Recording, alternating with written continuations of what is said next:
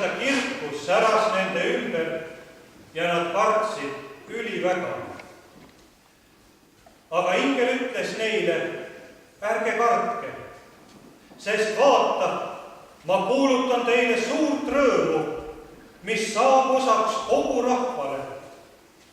Teile on täna sündinud Taaveti linnas päästja, kes on Issand Kristus.